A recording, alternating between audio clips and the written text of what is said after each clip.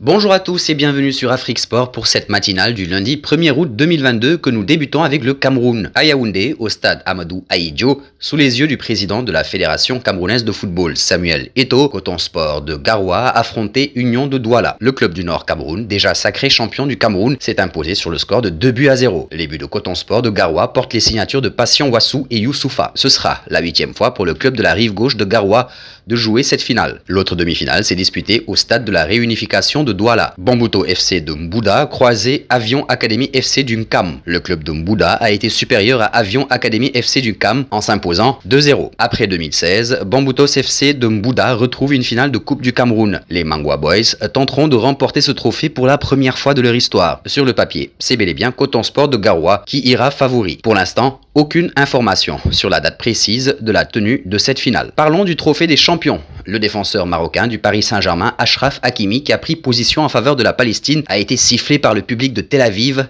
à chaque fois qu'il touchait le ballon dimanche lors du trophée des champions contre Nantes. La saison dernière, lors de ce match entre le champion de France et le vainqueur de la Coupe de France, déjà délocalisé au Bloomfield Stadium de Tel Aviv, l'international marocain avait déjà été conspué. En 2021, Lille avait battu le Paris Saint-Germain 1-0. Hakimi a soutenu la Palestine sur les réseaux sociaux et chacune de ses prises de balles a déclenché les sifflets. D'une toute petite partie de tribune, on a toutefois également pu entendre quelques Hakimi lancés en soutien aux joueurs. Après des relations diplomatiques perturbées, le Maroc et Israël sont en train de normaliser leur rapport à la suite d'une série d'accords bilatéraux. Un bond en Allemagne auprès de Sadio Mané. Le Sénégalais a remporté samedi la Supercoupe d'Allemagne 2022 avec les géants de la Bundesliga. Mané & Co ont gagné 5-3 contre Leipzig en finale. Il s'agissait de la première victoire et du premier trophée dans ce premier match officiel avec le Bayern Munich pour l'ailier sénégalais qui a marqué son premier but au passage. Cependant, il se trouve que le joueur de 30 ans a encore son esprit à Anfield après avoir été un joueur de Liverpool pendant 6 ans. Même s'il a révélé qu'il s'intègre bien à l'Allianz Stadium à Munich, le journaliste de Bill Christian Falk a révélé que Mané avait regardé le lever de rideau entre les deux premiers de la Première Ligue anglaise. Falk a tweeté « Vrai, le cœur de Sadio Mané bat toujours aussi pour Liverpool FC. Avant la Supercoupe avec FC Bayern, il a regardé le plus longtemps possible le Community Shield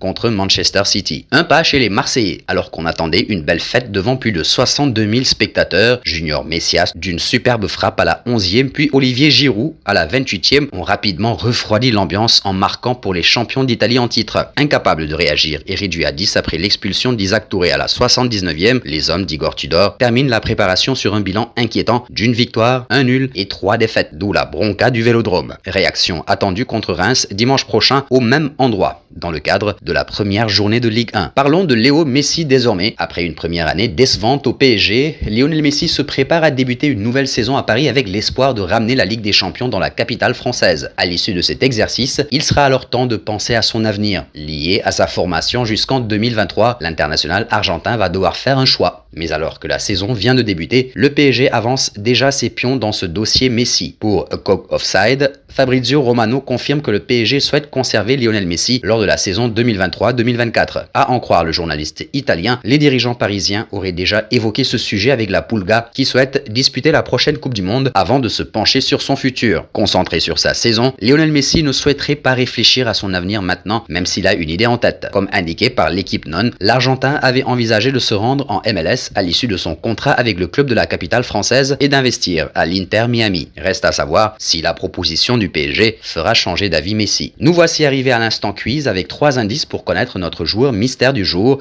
Premier indice, je suis un milieu de terrain de 36 ans qui joue en Espagne. Deuxième indice, j'ai joué pour 5 clubs, dont l'Inter Saprisic. Troisième indice, j'étais un réfugié de guerre. Qui suis-je? Vos réponses seront attendues en commentaire. Nos félicitations à tous ceux qui ont répondu Bernardo Silva. C'était le joueur à trouver lors de la matinale de ce dimanche, puisqu'il est un milieu de terrain capable de jouer ailier et qui est âgé de 27 ans. Il a déjà joué en Ligue 1. Le Portugais est le rêve de Juan Laporta. Un passage auprès de CR7. Le joueur de 37 ans a commencé le match face au Rayo avant d'être remplacé après les 45 premières minutes. Il a été photographié quittant Old Trafford avant le coup de sifflet final, les sources de United refusant ensuite ensuite de dire si sa sortie anticipée avait été sanctionnée par le manager Erik ten Hag. Ronaldo tient à quitter le club cet été dans le but de trouver ailleurs le football régulier de la Ligue des Champions. Il a été lié à des déménagements au FC Bayern Munich, à Chelsea ou encore à l'Atlético Madrid, bien que les sources aient déclaré à ESPN que United n'avait pas encore reçu d'offre sérieuse pour l'attaquant portugais. Des sources ont déclaré au même média ESPN que Ten Hag avait encouragé les membres de l'équipe qui avaient joué contre l'Atlético Madrid 24 heures plus tôt à assister au match amical contre Rayo. Marcus Rashford, Anthony Martial et Scott McTominay faisaient partie des joueurs qui ont regardé depuis la loge des réalisateurs, tandis que d'autres étaient dans des loges d'accueil. Et nous voici arrivés au terme de cette matinale que nous bouclons avec la question du jour. Que pensez-vous de ce geste de CR7 ? Vos réponses seront attendues en commentaire. En attendant, n'hésitez pas à vous abonner sur Afrique Sport pour ne rien manquer du football continental et international.